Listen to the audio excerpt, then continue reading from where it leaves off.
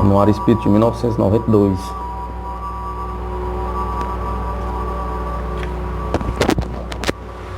De volta da fronteira da morte.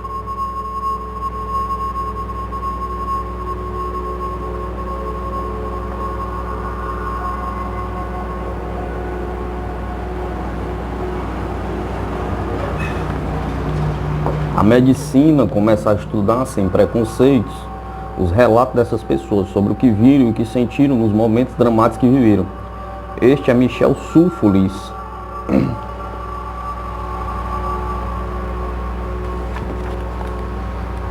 Rapaz de 17 anos que leva uma vida normal, mas tem um problema. Ele sofre de uma doença que faz com que o coração dele seja igual a de uma pessoa idosa.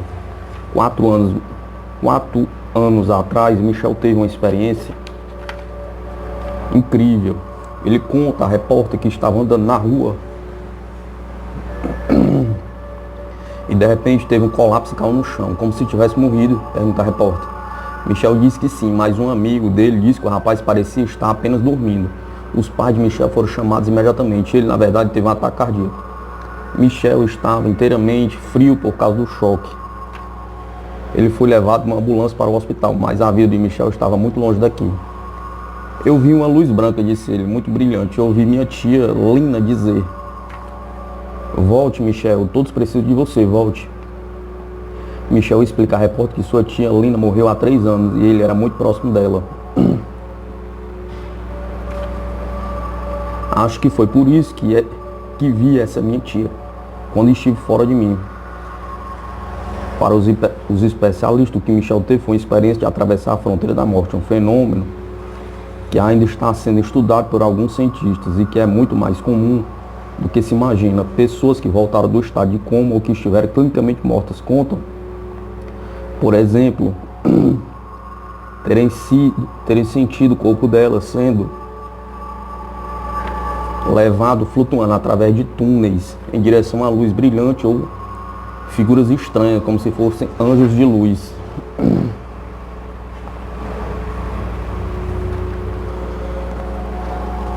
Michel não tem nenhuma dúvida. Ele disse que deixou o corpo e esteve no céu durante algum tempo. A repórter pergunta como ele se sente em relação a essa experiência. Me sinto diferente, diz ele. Sou o mesmo adolescente de sempre. Acho que ninguém se torna especial por ter passado por uma experiência como essa. A repórter pergunta se ele acha que teve sorte. Sim, diz ele. Sorte porque nesse momento eu estou aqui falando com você e não morto.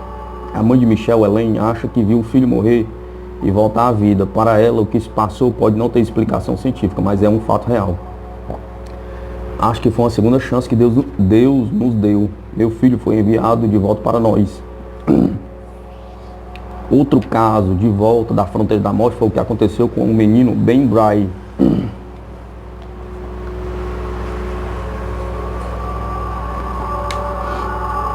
Seis meses atrás ele recebeu um transplante de coração, mas teve um ataque cardíaco 8 dias depois. Os pais de Ben contam que ele chegou a ser desenganado. Os médicos disseram que a partir daquele momento o caso estava nas mãos de Deus, diz ela.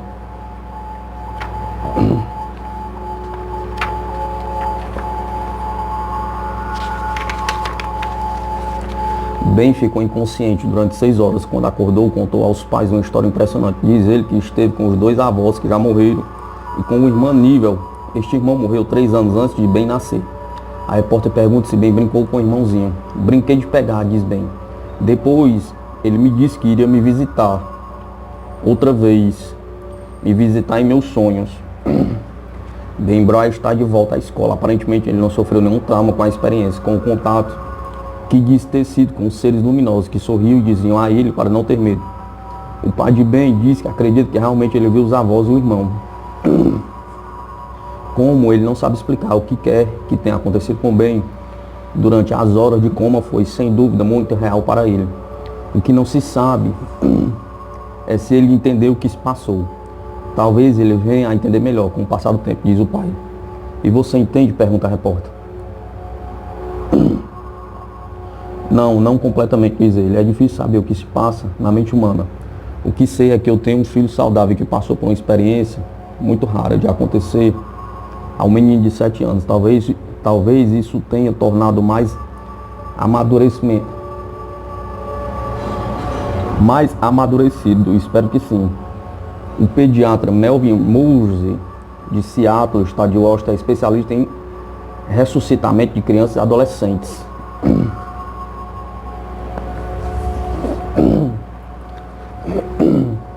Há 8 anos ele pesquisa relatos de pessoas que voltaram do estado de coma ou estiveram clinicamente mortas.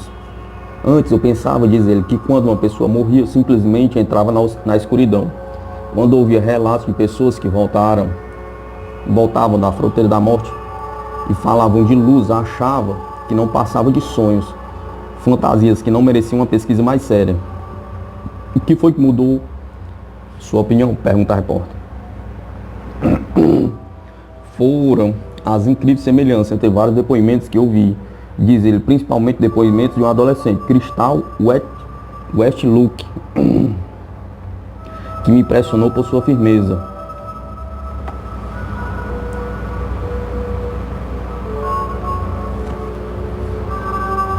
Eu estava num lugar totalmente escuro, diz Crystal, e eu olhei para cima e vi um túnel com uma luz. Aí eu comecei a andar em direção àquela luz e de repente vi uma mulher vestida de branco e com cabelos pretos. Ela veio em minha direção e quando chegou perto me pegou pela mão e disse: Crystal, eu sou Elizabeth, seu anjo de guarda, e vou ajudar você.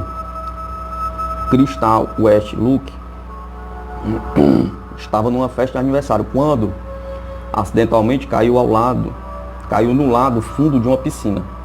Quando caí, eu me lembro de ter batido no fundo e ter pensado que precisava subir para respirar, mas depois disso fiquei inconsciente. Durante 3 dias, Crystal ficou em estado de coma profundo. Ela diz que flutuava em torno do próprio corpo e via médicos em volta dela. Ficou então imaginando se estaria morta. A última vez que me lembro de ter pensado nisso foi quando tive a chance de olhar para baixo, para o meu corpo, na mesa de operação, os médicos colocando tubos no meu nariz e na garganta. Fiquei assustada com isso e olhei para o outro lado. A repórter perguntou onde ela achava que estava. No céu, diz ela. 9 anos depois, o caso de Crystal ainda é considerado um dos mais impressionantes. Na época, muitos médicos duvidavam, achando que tudo não passava de fantasia da mente de Crystal. Como você pode ter certeza de tudo? Que tudo não foi apenas um sonho? Pergunta a repórter. Não, juro que não foi um sonho, porque dificilmente me lembro dos sonhos. E quando me lembro deles, eles não são muito claros para mim. Mas a experiência que eu tive foi clara como o dia. É o mesmo que está aqui falando com você agora. A história tem registrado através do século relatos de experiências semelhantes à de Crystal. A ideia da alma deixar o corpo vem desde os antigos gregos e egípcios. E ao contrário do que se pensa, esses depoimentos não têm nada a ver com a crença religiosa. Não existe nenhum conteúdo religioso no que as pessoas contam, diz o Dr. Melvin Moose. A experiência típica das crianças que eu entrevistei leva menos de 20 segundos para ser contada. Elas dizem que aconteceu uma coisa estranha com elas. Sentiam que estavam flutuando fora do corpo. Viram uma luz muito brilhante e pronto, é só isso. O Dr. Moose cita milhares de casos. Entrevistou centenas de crianças e tem gravado uma rigorosa seleção de 50 casos que ele considera como experiências verdadeiras de pessoas que atravessaram a fronteira da morte. As pessoas que não acreditam nesse tipo de experiência, diz ele, acham que talvez tudo não passe de sonhos, de fantasia ou até de uma reação psicológica ao estresse de estar clinicamente morto. Alguns acham que essas experiências ocorrem por efeito de remédios tomados durante os tratamentos e as luzes brilhantes sejam apenas as luzes normais de uma sala de operação. Mas depois de 8 anos de pesquisa, nós demonstramos que nenhuma dessas explicações é correta.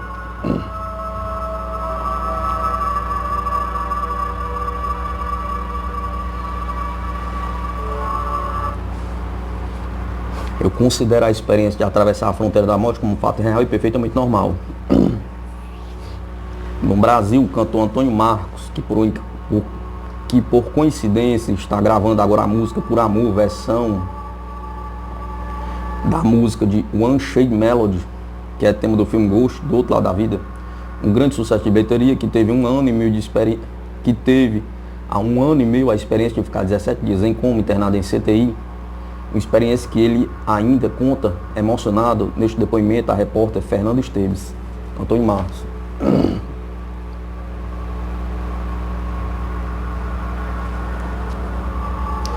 Eu estava amarrado dentro de um local, todo fechado de vidro e cheio de tubos. De repente eu olhei, estando de fora da sala dos doentes, no local onde ficavam os visitantes, e vi a cama onde meu corpo estava. Ao meu lado estava aquela que tinha sido minha mulher. Eu queria falar com ela, uma pessoa maravilhosa que amei muito. Eu sei que ela falava comigo alguma coisa, mas ela não estava olhando para mim lá fora, mas olhando para mim deitado. Então fiquei desesperado, porque eu falava e ela não me respondia. Minha mãe também ali não me respondia. Eu vi muitos médicos, tentei conversar com eles, mas não consegui. Aí o desespero ficou grande e então quis voltar para a cama. Para o seu corpo, pergunta. Para o meu corpo, eu fiquei com medo com o que estava acontecendo comigo. Não se pode ter dois corpos. Aí eu não voltava para o meu corpo. Então eu fiquei desesperado. Eu me lembro. O cara que estava lá fora chorava, olhando para o que estava lá dentro, deitado na cama. Aí depois apagou tudo e não vi mais ninguém.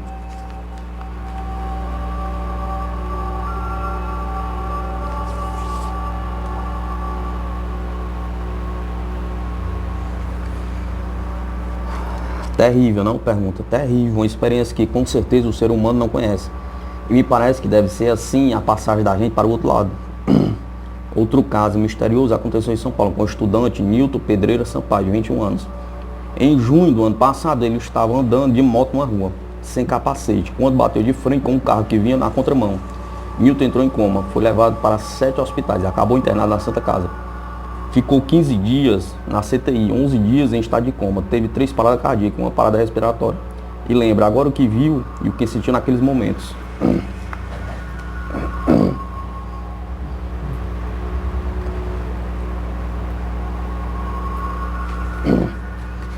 A primeira imagem foi me ver na cama com muitos aparelhos e vendo aquilo eu fiquei desesperado, fiquei louco para voltar e não achava uma saída para mim. E ao mesmo tempo eu me via do outro lado, uma paisagem bonita com muitas árvores e com muita gente conversando.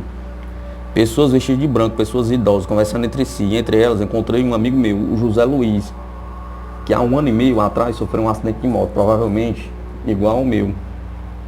Só que infelizmente ele não teve muita chance. Assim ele falava para mim: Nilton, fique tranquilo, você vai voltar para o seu mundo, porque tem muita coisa para fazer ainda.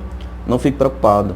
Eu lhe aviso que sua noiva, Priscila, vai pedir muito por você. Ela acha que não foi a hora certa. Então, deixá-la a hora certa, exata de deixá-la. Então, ela tem que pedir muito ainda, para que você volte e sejam felizes. Eu senti que ela estava ao meu lado com as lágrimas dela, que deixava cair em meu rosto, em meu corpo. E quando eu sentia aquilo, ficava tão emocionado. Minha emoção crescia cada vez mais. Eu ficava tentando dar um sinal para ela, para me comunicar de algum jeito. Até que um dia eu consegui derrubar todos os aparelhos da CTI. José Luiz, desencarnado, amigo de Nilton Pedreira Sampaio, com quem conversou no Mais Além.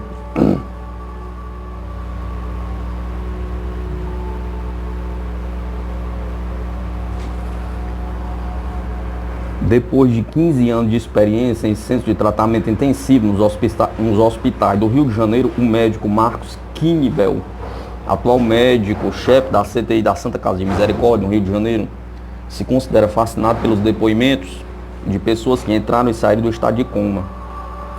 Eu realmente acredito muito dessas descrições possam realmente estar ligadas a essa proximidade da morte. É conhecido o fato de que muitos doentes descreveram que entraram num túnel escuro e que quando voltam eles conseguem sair desse túnel. A entrada nesse túnel é uma coisa que lhes fazem muito mal. Eles tentam sair desse túnel e quando conseguem, isso significa que estão saindo do estado de coma. Então, quem sabe realmente isso não tenha nada de fantástico e talvez nos ajude a explicar alguma coisa daí para diante. Na sua opinião, a medicina deveria ser mais liberal com estas histórias que as pessoas contam quando voltam do estado de coma? Pergunta. Sem dúvida, a medicina cada vez é mais liberal. Nós é que somos da geração de centros de tratamentos intensivos e vemos doentes muito próximos daquilo que a gente chamaria de morte. Nós vemos como fatos e ocorrências que nos mostram que precisamos cada vez mais ser mais liberais e menos certos da nossa ciência. Quer dizer, eu acho que cada vez que nós avançamos no conhecimento científico, mais nos tornamos inseguros e por isso precisamos aceitar mais os fatos até que ditos fantásticos ou diferentes ou coisas comuns. Marcos Kibe Campbell, médico-chefe da CTI da Santa Casa de Misericórdia no Rio de Janeiro.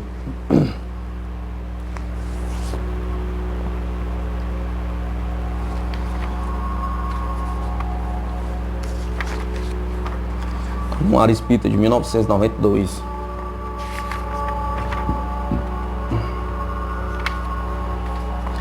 Renato, de 2 anos, volta do além para consolar a família. O garotinho Renato Lucena Nóbrega.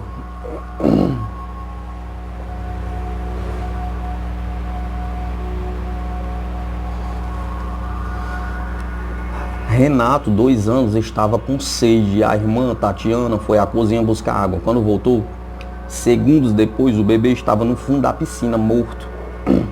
O caso que mais chamou a atenção foi o de Renato, neto do senador Humberto Lucena. Era 30 de agosto de 1987. Lisle Euze Lucena, tia do menino, conta como foi. Era mais ou menos a hora do almoço e estávamos todos em volta da piscina. As crianças brincavam, como sempre, com a boia salva-vidas, presa nos braços. Só o Renato não levava a boia, porque estava gripado e não vestia calção. Estava no colo do pai, Laerte, o tempo todo. Aí disse que estava com sede. Minha filha Tatiana foi pegar água na cozinha e ela saiu atrás. E ele saiu atrás. Todo mundo viu. Quando Tatiana voltou com a água, cadê o Renato? Pergunta. Foi um tempinho à toa, 3 minutos no máximo. Mas lá estava o Renato no fundo da piscina. Tentamos fazer massagem, respiração boca a boca, mas ninguém sabia. Levamos o Renato para o hospital. Ele teve 2 paradas cardíacas. Na segunda, morreu. O consolo das mensagens psicografadas. 1 ano e 4 meses depois, na noite de 17 de dezembro de 1988, em Uberaba, Minas Gerais, um médico, Chico Xavier, psicografou mensagens que dizia ser do espírito de Renato, alguns trechos. O médico Chico Xavier e o senador Humberto Lucena, avô do garoto Renato. Porra. O consolo das mensagens psicografadas. 1 ano e 4 meses depois, na noite de 17 de dezembro de 1988, em Uberaba, Minas Gerais, o médico Chico Xavier psicografou mensagens que dizia ser o espírito de Renato, alguns trechos. O médico Chico Xavier e o senador Humberto Lucena, avô do garoto Renato.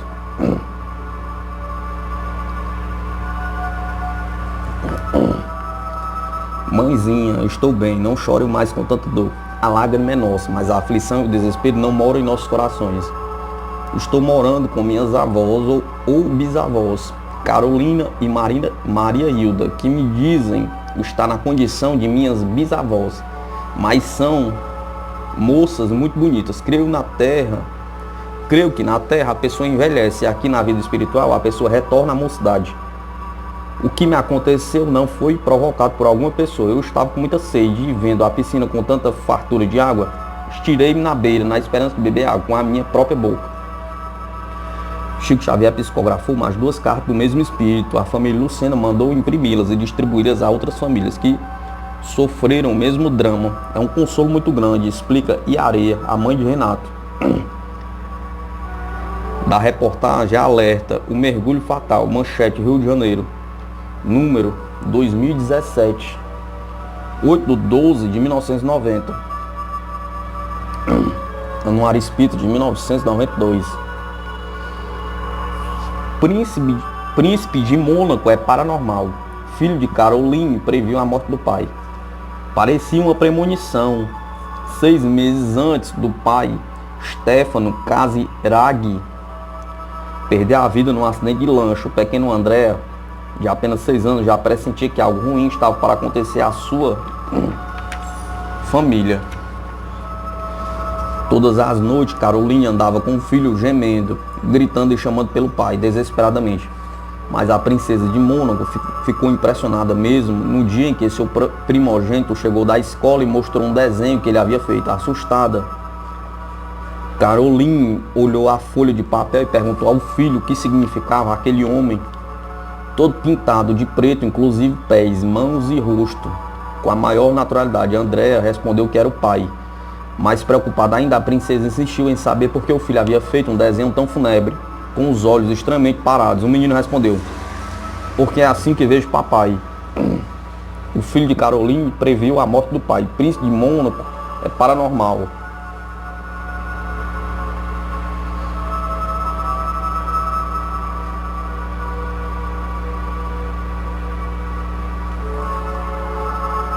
Atordoada, sem saber como agir, Caroline ocultou o fato do marido, Stefan, mas os longos silêncios de André e sua agitação noturna estavam preocupando demais, e ela chegou a desabafar para uma amiga que pretendia levar o filho ao psicólogo. Os constantes pesadelos de Andréa com o pai deixaram Caroline muito preocupada, mas aquele desenho todo negro a assustou demais. Tanto que ela sumiu com a folha do caderno e tentou esquecer o assunto, revelou uma amiga da princesa, a revista americana Star. Mas no dia 3 de outubro de 1990, ao receber a notícia da morte do marido, Caroline lembrou imediatamente do estranho desenho do filho. Ela percebeu que a criança havia pressentido que o pai corria sério perigo de vida.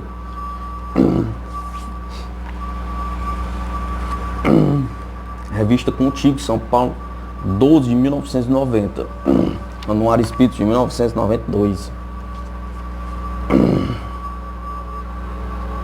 O vendedor deve prevenir sobre a casa assombrada. Tribunal de Nova York julga caso de fantasmas.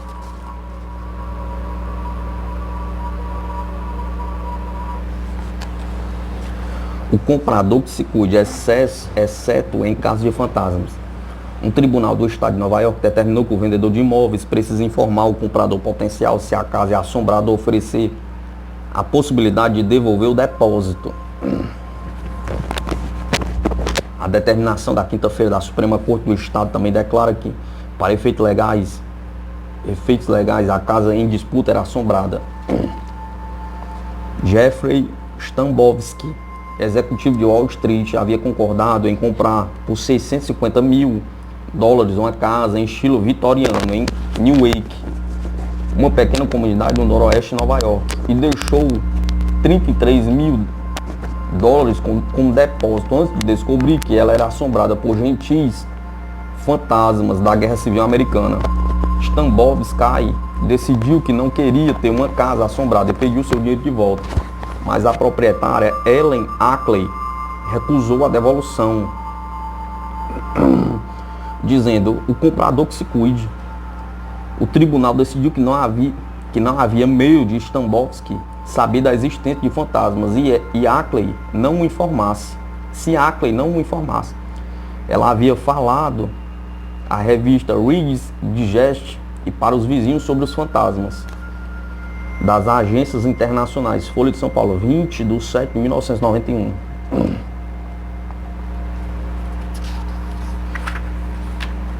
Anuário Espírita de 1992.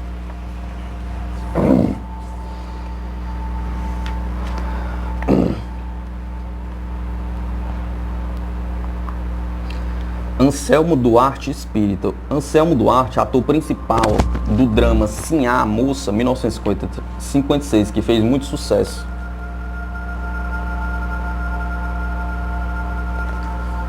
É interessante divulgar que muitos atores brasileiros creem e defendem suas convicções espíritas, fazendo este destaque preliminar o Jornal Espírita, o Alexandrino Herculano, 502, 3500, Viseu, Portugal, publica longa nota com aquele mesmo título, Anselmo Duarte Espírita. Acrescenta a nota: desta feita resolvemos trazer os nossos leitores o depoimento de Anselmo Duarte, um popular ator, testemunho que deu ao programa da TV Bandeirantes, orientado por Xênia. Vejamos as respostas que o grande ator deu. Xênia: como você chegou ao espiritismo, Anselmo? Há muito tempo estava internado no Hospital Samaritano para uma operação da coluna, e na véspera da operação, um amigo meu, frequentador da Federação Espírita do Estado de São Paulo, foi visitar-me às pressas dizendo que eu já estava operado e que não me submetesse àquela operação. A minha operação estava marcada com um famoso médico canadense, Dr. Seiler. Meu amigo espírita Américo disse-me que numa sessão o espírito Padre Isabel, materializado, mandou avisar-me que eu já estava operado. Na ocasião, agradeci muito ao médico e disse que não seria do hospital, e disse que não sairia do hospital porque não estava nem em condições de andar, pois na verdade eu estava a caminho de uma cadeira de rodas. Meu amigo foi embora e eu fiquei a meditar. Naquela noite, às 2 horas da madrugada, resolvi fazer um teste, já que de manhã iria para a mesa de operação. Tirei o colete de aço e pus-me de pé, sem nenhuma dor nas pernas, tampouco na coluna. Estou bem até hoje. Depois disso, fui à Federação Espírita do Estado de São Paulo para completar o tratamento com passes. Anselmo Duarte acrescentou outras informações. Depois, quando indagado sobre qualquer outro fato que o tenha impressionado, acrescentou: o que mais me impressiona é que os espíritas nunca pensam em si, estão sempre procurando ajudar o próximo. Não pensam em tirar proveito próprio, mas estão sempre preocupados em ajudar os outros. Quando me perguntam se sou espírita, tenho vergonha de dizer que sim, pois comparado com eles, principalmente com o pessoal da Federação Espírita do Estado de São Paulo e de vários centros, nada fiz para considerar-me espírita. Rio de Janeiro, 6/10/1990. Anuário Espírita de 1992. Fantasma faz deputado mudar de apartamento. A notícia saiu na coluna Painel da Folha de São Paulo, do dia 30 de maio de 1991. O deputado federal Ricardo Moraes, do PT do Amazonas, pediu que fosse trocado o seu apartamento, localizado na SKM 302, por outro imóvel. Pediram que justificasse a solicitação. Seguiu-se então o seguinte diálogo entre o deputado Moraes e o deputado Max Roseman, responsável pelo assunto na Câmara. Eu e minha família vivemos em um clima de terror. Vamos dormir e acordamos com torneiras abertas, móveis sendo arrastados, barulho de correntes. Mas você não é materialista? Pergunta. Era, rindo, Max Roseman ordenou a seu chefe de gabinete: não te falei que era para afastar aquele fantasma do PDS lá daquele apartamento? Como você não fez isso, arrume já outro apartamento para o colega aqui. O chefe do gabinete informou que havia outro apartamento vago, vizinho do 302. Ricardo Moraes não aceitou. Disse ter receio de que o fantasma passasse pela parede. O imortal Cambé, Paraná. Anuário Espírita de 1992. Chico Anísio sentiu a presença. Chico Anísio. Senti a presença de minha mãe, que já morreu. O humorista e escritor Chico Anísio.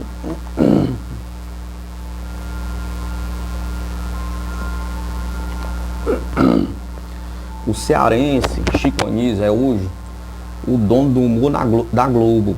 Comanda a criação de estados. Comanda a criação de estados anísios de Chico Anísio, escolhendo o professor Raimundo e Trapalhões. É responsável também por Superstar, da apresentadora Xuxa. Publicou 13 livros, já criou mais de 200 tipos na TV. Por que chorou a última vez? Pergunta. Foi no dia 12 de abril deste ano, dia de meu aniversário. Eu nasci às 5 horas da manhã e acordei exatamente nesta hora. Fui à janela e senti a presença da minha mãe, que já morreu. Tive a sensação de que ela tinha me acordado. Chorei meia hora. Foi um choro muito feliz. Tópico da entrevista de Chico Anísio, concedido da revista Folha de São Paulo, 19/5/1991. Anuário Espírita de 1992. Crianças superdotadas. De vez em quando a criança se manifesta. De vez em quando a criança se manifesta nos desenhos de anatomia da garota israelita Aya Berman, mas a sua inteligência é de uma adulta.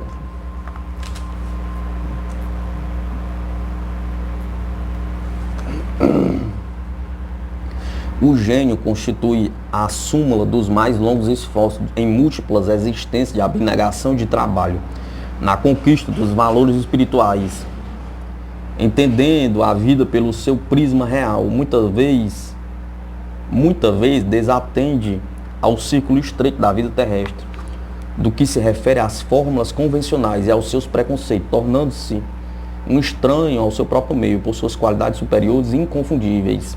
Emmanuel, Franciscano de Xavier, o Consolador, FEB, questão 164.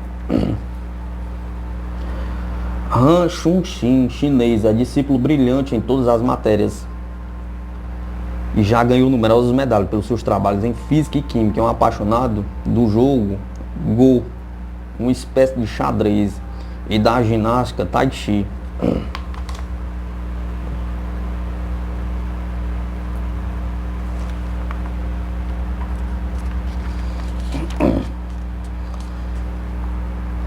Macaco André, só o espiritismo explica. O comportamento de André, que é um macaco da espécie Cebus apella, vulgarmente conhecido como macaco prego, está chamando a atenção de pesquisadores e atraindo caravanas de turistas, além de promover reportagens em jornais e televisões do país. Na obra Evolução Anímica, da autoria do engenheiro francês Gabriel Delanne, encontram-se expressos conceitos com base científica que apoiam as revelações feitas pelos espíritos superiores. Allan Kardec, no capítulo do aprimoramento da alma, com a passagem da inteligência fragmentada para a inteligência contínua, do reino animal para o reino luminal. Agora, o zoológico de Varginhas, no sul de Minas, trouxe a público, através da bióloga Leila Mesquita Cabral, sua diretora, o fenômeno do macaco André, que estoca alimentos, usa pedra como ferramenta, exerce liderança, tem preferência amorosa por Chiquinha e a ela é fiel, apesar do incontrolável ciúme que sente quando outros macacos se aproximam com as más intenções. O Espírita, Brasília, abril, maio de 1991.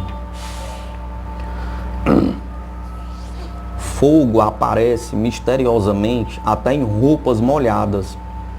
Incêndios atormentam família e intriga bombeiros em Campo Grande, Mato Grosso do Sul. Há mais de uma semana, a família do vigilante Arthur Alves Ferreiras, 30 anos, vem sendo atormentado por fenômenos ainda não explicados.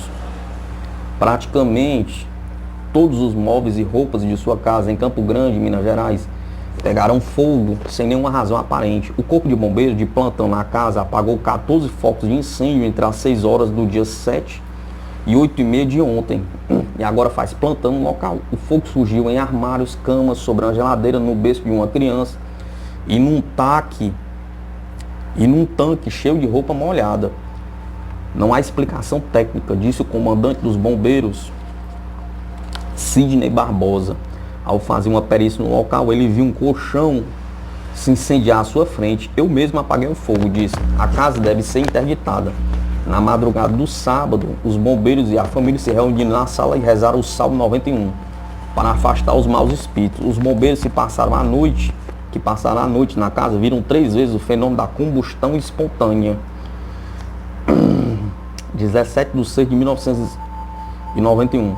Fachada da casa do vigilante Arthur Alves Ferreira, onde focos de incêndio têm surgido sem explicação.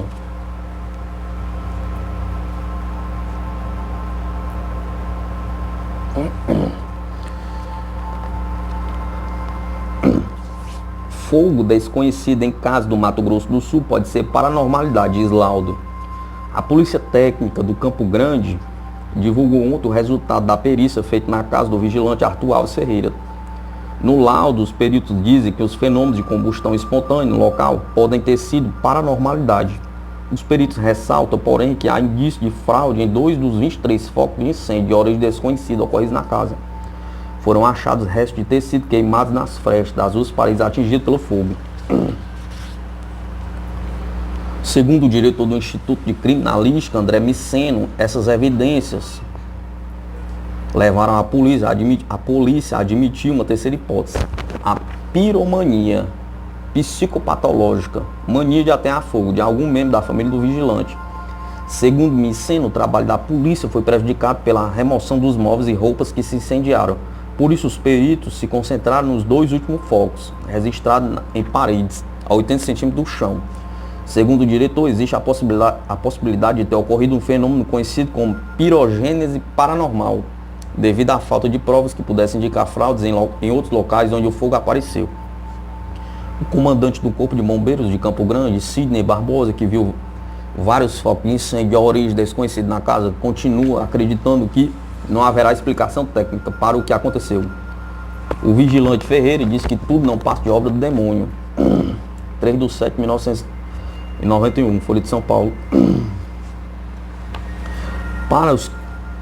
Para que ocorram tais fenômenos, geralmente a necessidade da presença do médium de efeito físico, que pode ser involuntário ou natural, isto é, que ignora totalmente seu próprio dom mediúnico. O Livro dos Médiuns, de Allan Kardec. O engenheiro Hernando Guimarães Andrade, o estudioso desse fenômeno, prefere designá-lo com a expressão para pirogenia, gerar fogo paranormal ou combustão espontânea provocada. Anuário Espírita de 1992.